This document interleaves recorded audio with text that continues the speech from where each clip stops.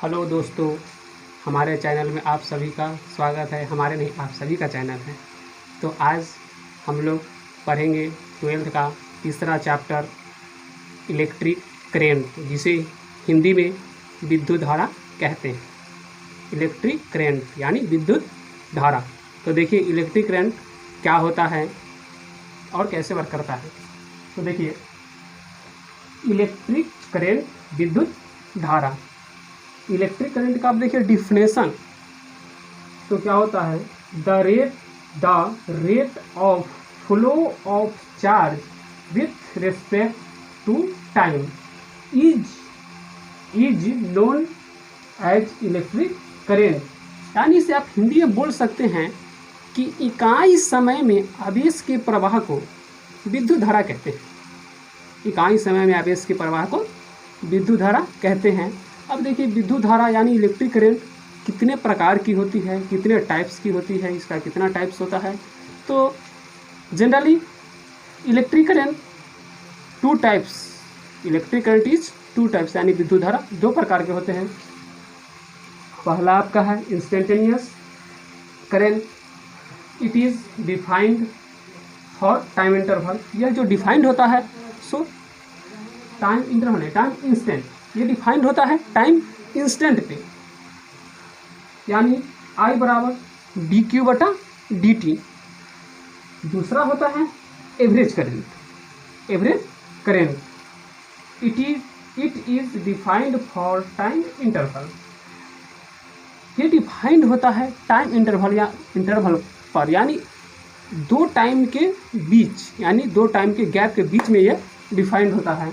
इसको हम लोग लिखते हैं वेक्टर I बराबर डेल्टा क्यू बटा डेल्टा टी।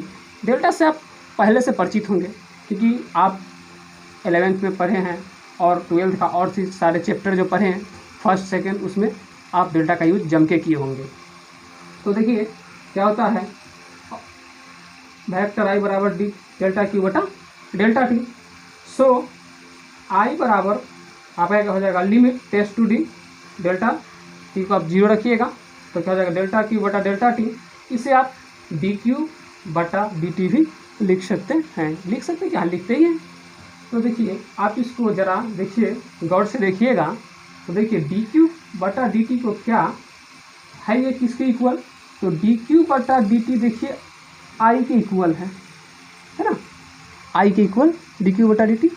तो आप सही से देखेंगे तो इसको क्या हम लिख सकते हैं, डी क्यू बराबर I D T, D Q बराबर आई डी टी। हमको चाहिए क्या, हमको निकालना क्या है, तो Q यानी चार्ज निकालना है। तो Q निकालना है तो क्या करना पड़ेगा, हमको डी क्यू को इंटीग्रेट करना पड़ना है, यानी इंटीग्रेशन में इसको डालना पड़ेगा। तो देखिए क्या हो जाएगा, Q बराबर डी क्यू का इंटीग्रेशन बराबर आई डी टी का इंटीग्रेशन।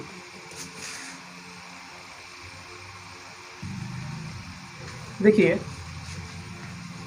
तो क्या हो जाएगा, Q बराबर I तो है सो आपका कांस्टेंट है, तो कांस्टेंट जानते हैं आपकी इंटीग्रेशन में, इंटीग्रेशन से बाहर निकल जाता है, तो आप I को बाहर निकाल दीजिएगा। तो जैसे ही आप I को बाहर निकालिएगा तो I को बाहर निकालेगा क्या, तो क्या बचेगा dt, और dt का इंटीग्रेशन t होता है। ये क्यों होता है, तो आप मेरा अगला एक लेक्चर है जिसमें मैंने आपका मैथमेटिकल टूल यानी इंटीग्रेशन डिफरेंशिएशन लिमिट जो फिजिक्स में यूज हमें आएगा वो हम बताए हैं। उस वीडियो को आप लिंक में हमारे सारे वीडियो हैं वहाँ से देख सकते हैं। तो क्या हो जाएगा, Q बराबर आई टी, जिसे एक फार्मूला भी कह सकते हैं आप। ये एक फार्मूला है चार्ज निकालने का, करंट निकालने का, टाइम निकालने का। यदि आपको देखिए करंट दे दिया जाए, टाइम दे दिया जाए तो चार्ज निकाल सकते हो, और यदि करंट दे दिया जाए, चार्ज दे दिया जाए तो टाइम भी निकाल सकते हो, और टाइम दे दिया जाए, चार्ज दे दिया जाए तो करंट निकाल सकते हो। यानी तीनों में से कोई दो आपको दिया जाएगा तो तीसरा निकाल सकते हैं। अब देखिए आगे, करंट कौन सी क्वांटिटी है, तो current is a scalar quantity, it has magnitude as well as direction. यानी करंट के पास मैग्नीट्यूड और डायरेक्शन यानी दिशा और परिमाण दोनों हैं। करंट के पास दिशा और परिमाण दोनों हैं, लेकिन फिर भी ये स्केलर क्वांटिटी है। द स्केलर क्वांटिटी है। अब देखिए इसका डायरेक्शन क्या होता है, तो the direction of current is assume to be opposite to flow of electron, यानी करेंट जो है सो इलेक्ट्रॉन के चलने की उल्टी दिशा में चलता है, जिससे आप कह सकते हैं कि प्रोटॉन जिस दिशा में चलती है उस दिशा में करंट चलती है।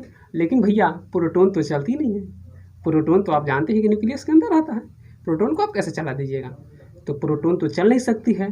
तो हम लोग क्या कहते हैं कि इलेक्ट्रॉन की चलने की उल्टी दिशा में करेंट ही चलती है। ठीक है, अब आगे देखिए, अब करेंट जो है सो आपका देख रहे हैं, करेंट के पास डायरेक्शन है, मैग्नीट्यूड है, लेकिन ये वेक्टर नहीं है, ये आपका स्केलर है, ये वेक्टर नहीं है, स्केलर है। अब देखिए करेंट क्या करता है, जो current does not follow vector law of addition, ये करेंट जो है सो आपका वेक्टर लॉ ऑफ एडिशन को फॉलो नहीं करता है। जैसे आप देखिए कि मान लीजिए कि ऊपर आपको जा रहा है 5 एम्पियर का करंट, ठीक है, ऊपर जा नहीं रहा है, इधर से इधर आ रहा है 5 एम्पियर का करंट और इधर से इधर आ रहा है 3 एम्पियर का करंट, 5 एम्पियर एंड 3 एम्पियर। तो और यहाँ एंगल बना है 90 डिग्री का, ठीक है, तो यहाँ पे आपको एंगल से कोई लेना देना नहीं है, ऐसा नहीं है कि एंगल इसमें साइन थीटा कॉस थीटा कुछ करना है। आप डायरेक्ट यहाँ पे लिख सकते हैं 5 या 3 8, यानी इधर जो आपको करंट मिलेगा तो 8 एम्पियर मिलने वाला है। आपको एंगल से कोई मतलब नहीं है, चाहे वो एंगल इस तरीका से ही क्यों ना। आप देखिए इधर से आ रहा है 2 एम्पियर और इधर से आ रहा है 3 एम्पियर, तो ये दोनों मिला के और यहाँ एंगल 30 का बन रहा है, तो ये दोनों मिला के आपका क्या हो जाएगा, 3 2 5 यानी 5 एम्पियर होगा। ऐसा कुछ नहीं कि इसमें साइन थीटा कॉस थीटा कुछ करना है। ऐसे भी आप देखिए कि यदि आप नॉर्मली लाइफ में देखिए तो आप क्या करते हैं कि एक तार में पहले से बल्ब जल रहा है तो क्या आप उसमें दूसरा जोड़ देते हैं तो एंगल निकालना पड़ता है, ऐसा कुछ नहीं है। आप दूसरा जोड़ेंगे दूसरा बढ़ेगा, तीसरा जोड़ेंगे तीसरा बढ़ेगा। आप उसमें यदि करंट का दूसरा तार ला के जोड़ देते तो वोल्टेज बढ़ जाएगा। बस जस्ट लाइक वही है, वो भी यहाँ पर है।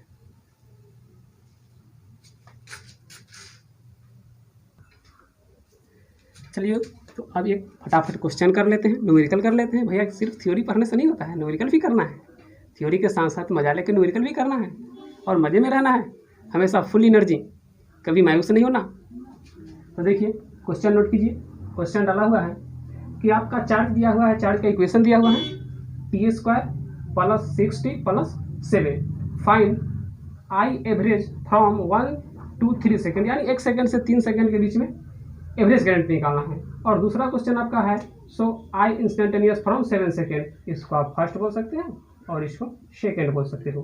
तो फर्स्ट स्टार्ट करते हैं सॉल्यूशन फर्स्ट का। तो क्या होता है डेल्टा क्यू बटा डेल्टा टी, डेल्टा क्यू बटा डेल्टा टी।